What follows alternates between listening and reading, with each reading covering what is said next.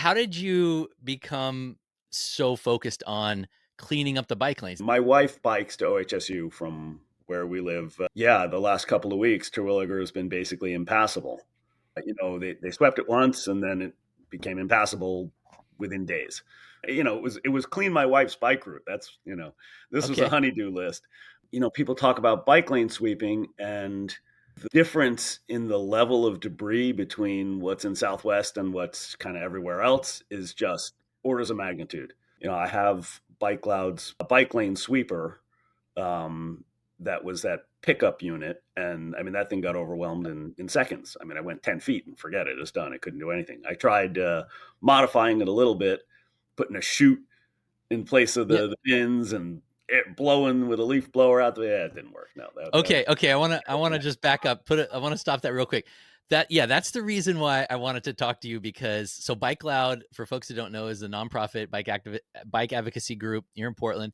They have a whole channel on their Slack account, on their Slack channel for Sweeper, and that's because you've probably seen the stories in Bike Portland there. They were helping test this really cool bike lane sweeper that you tow behind a bicycle that was made by someone in Canada, I believe. Anyway, they've been doing that for a while and they are just awesome. There's so much stuff about people sort of like getting active and doing their own sweeping, but you took it to a new level here, Michael. You bought what looks like, so take me back to this one from a couple days ago that you posted where you rigged up what looks to me like more of a, I won't say industrial snow leaf it's blower thingy. you What can is get that? that thing at Walmart. It's $800. It's just a walk behind gas powered sweeper. This one, Joe Perez and I picked up off Craigslist for $300. So yay. Oh, wow. Okay, so Um, you and Joe bought this crazy sweeper and you yeah. attached it you figured out how to attach it to the back of your I, trike? I mean, honestly, I created a little hitch and tow bar and just screwed it on. Nothing fancy. Cool. This was just this. Honestly, this was basically the second test of pulling it behind to see what it would do, to see if it could actually get through, the huge piles of leaves. I'm looking at the picture here now, and I like how you've got an actual like a cordless leaf blower thing attached also to your rear rack, which makes it look like your bike has like jet power, which is really cool. So tell me how this gas powered sweeper worked on the back of your bike. Oh, that did exactly what it was supposed to do. In fact, so when I tried it in walk behind, it's self propelled. It was just horrible. I mean, Joe and I did that little section through the George Himes Park on Terwilliger, and it was. I mean, after 20 minutes, we're just like, whoa, we're finished. And it took forever, and it was slow. So actually putting it on the trike and letting my assist do all that work, well, I mean, it was working and sweeping well at 15 miles an hour when there were, that dried on stuff. Yeah. Um, Yeah. it just obliterated that fast.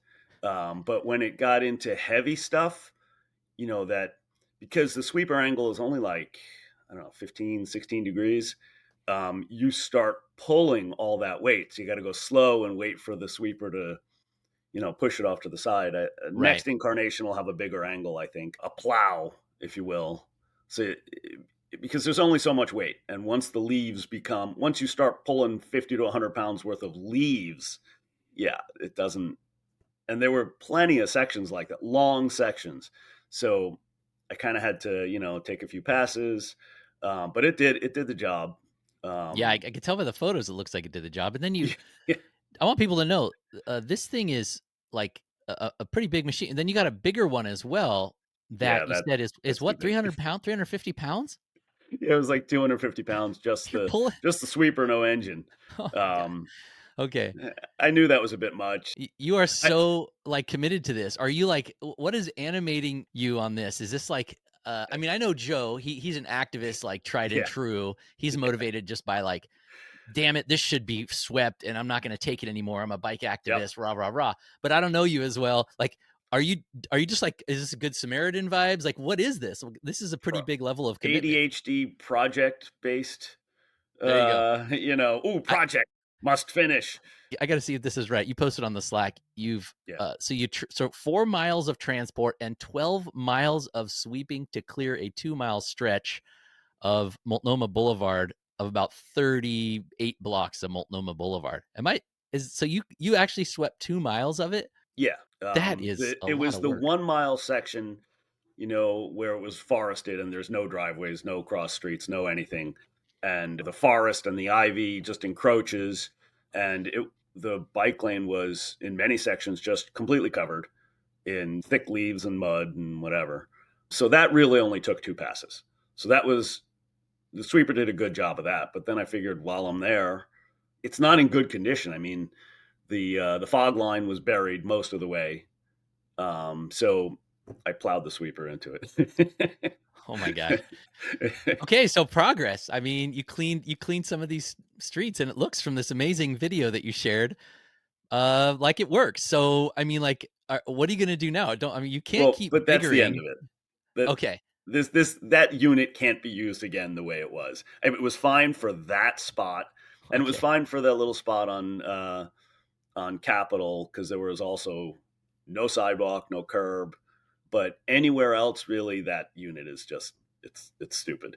I mean, so have you been in touch with the bike lane sweeper folks? I mean, these are 2, like, Yeah, industrial designers. I mean, I hope yeah. you're I sharing had some of a your couple text interactions with Cedric, good, okay. and yeah, I mean, and Joe is definitely gung ho about getting one of their new versions, the sweep aside version. That's going to be great. I mean, Okay, good. that makes a nice that does exactly what I said. It leaves a nice little rolled up pile of debris quietly and cleanly on the side of the road. Do you think it's correct for me to think about this as, like, an illustration of the lack of government to do a basic service? I mean, there's a lot there's a lot of things we can apply that statement to, but Yeah, yeah, I mean, they're going to spend or they spent or they bought a $300,000 sweeper, but I can't imagine it's getting used continuously. I mean, if it was being used continuously, everything would be swept. But if it's getting used, 1/50th of the time, something else has to fill the gap. So 30 grand, you can buy 10 sweepers and yeah. distribute them to volunteers. Well, I mean, I've been thinking that it's time for somebody to step up and the city to put out, like, an RFP to privatize some of this. Like, why can't we get, Mm, some entrepreneur to take your input, or to just to kinda go further from what you're doing, and have someone sign a contract with the city? Clearly, they can't handle contract it with the city. themselves.